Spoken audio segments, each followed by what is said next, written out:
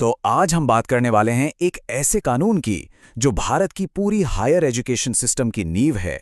नाम है विश्वविद्यालय अनुदान आयोग अधिनियम 1956।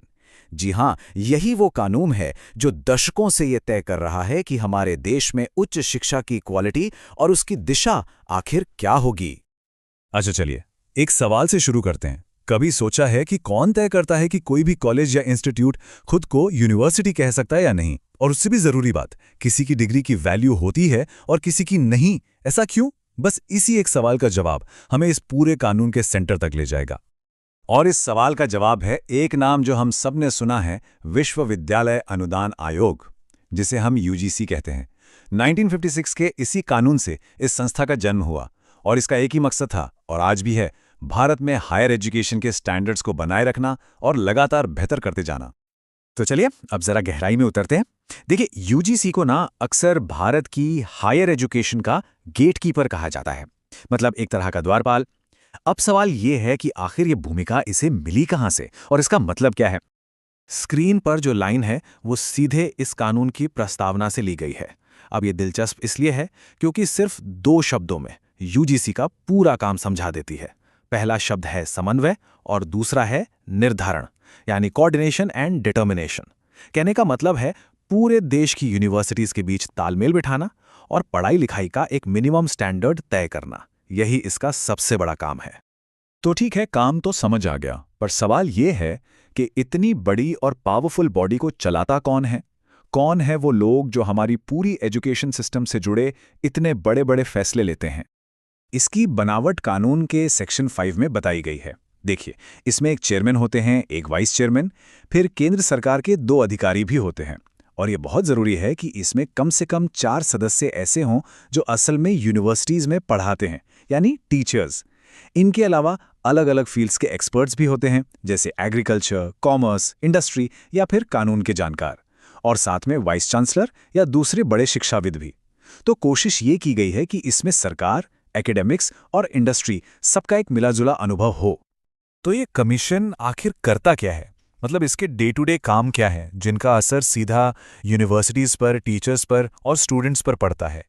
सबसे पहला काम तो इसके नाम में ही है, अनुदान यानी ग्रांट्स। यूजीसी यूनिवर्सिटीज की फाइनेंशियल ज़रूरतों को समझता है और फिर अपने फंड से उन्हें डेवलपमेंट, रिसर्च, मेंटेनेंस, इन सब के लिए पैसा देता है। अगर बिल्कुल सीधी भाषा में कहें तो पैसा यहीं से आता है। इसका दूसरा बड़ा काम है सलाह देना। यूजीसी सेंट्रल और स्टेट गवर्नमेंट्स दोनों को एडवाइस करता है, जैसे कि किस यूनिवर्सिटी को कितनी फाइनेंशियल हेल्प मिलनी चाहिए या देश में कहां पर एक नई यूनिवर्सिटी खोलने की ज़रूरत है। तो एक तरह से ये सरकार का हायर एजुकेशन एडवाइज़र है। और अब आता है तीसरा और शायद सबसे ज़रूरी काम, वो है मानक तय करना, यानी स्टैंडर्ड्स। कानून का सेक्शन 12 साफ साफ कहता है कि ये यूजीसी की जिम्मेदारी है कि वो पूरे देश में टीचिंग, एग्जामिनेशन और रिसर्च, इन सबके स्टैंडर्ड्स को बनाए रखे। सिर्फ बनाए ही ना रखे, बल्कि उन्हें प्रमोट करे और उनमें एक जैसा लेवल लेकर आए। अब देखिए, नियम बनाना तो एक बात है, लेकिन असली चुनौती तो उन्हें लागू करवाने की है। तो सवाल ये उठता है कि यूजीसी ये पक्का कैसे करता है कि देश की सारी यूनिवर्सिटीज इन स्टैंडर्ड्स को मान भी रही हैं? यूजीसी की ताकत का असली सोर्स डिग्री की कानूनी परिभाषा में छिपा है। ये कानून साफ कहता है कि कोई भी उठकर डिग्री नहीं बांट सकता। ये हक सिर्फ उन यूनिवर्सिटीज को है जो संसद या राज्य के कानून से बनी हो या फिर जिन्हें यूजीसी ने मान्यता दी हो। बस इसीलिए किसी डिग्री का मान्यता प्राप्त होना या ना होना इतना जरूरी हो जाता है। तो इसे लागू करने का प्रोसेस भी काफी सीधा है। मान लीजिए यूजीसी को लगता है कि कोई यूनिवर्सिटी स्टैंडर्ड्स फॉलो नहीं कर रही, तो पहले वो उस यूनिवर्सिटी को सुधार करने के लिए सिफारिश करेगा, यानी रिकमेंडेशंस भेजेगा। और अगर वो यूनिवर्सिटी एक रीजनेबल टाइम के अंदर उन पर काम नहीं करती, तब यूजीसी अपना अगला कदम उठाता है। और यहीं पर यूजीसी की असली पावर सामने आती है।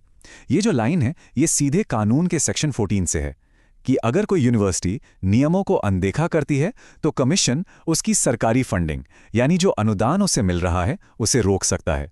और ये तो जाहिर सी बात है, ये एक ऐसा कदम है जिसे कोई भी यूनिवर्सिटी हल्के में नहीं ले सकती। तो हमने कानून के नियम कायदे तो समझ लिए, पर अब बात करते हैं कि इन सब का असल दुनिया में, रियल वर्ल्ड में मतलब क्या है। किसी स्टूडेंट या प्रोफेसर के लिए इस कानून के क्या मायने हैं। सोच कर देखिए, आज कोई स्टूडेंट है या कोई किसी कॉलेज में पढ़ा रहा है, तो 1956 का ये पुराना कानून उनकी जिंदगी पर कैसे असर डाल रहा है। इसका असर बहुत सीधा और बहुत गहरा है।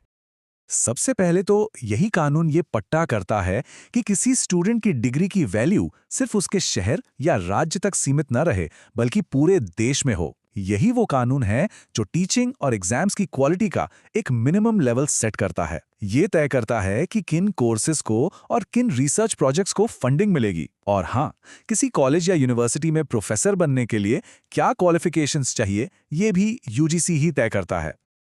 और आखिर में एक बड़ा सवाल, ये कानून बना था 1956 में। आज दुनिया बदल चुकी है। हम डिजिटल लर्निंग, ऑनलाइन डिग्रीज और ग्लोबल यूनिवर्सिटीज के जमाने में जी रहे हैं।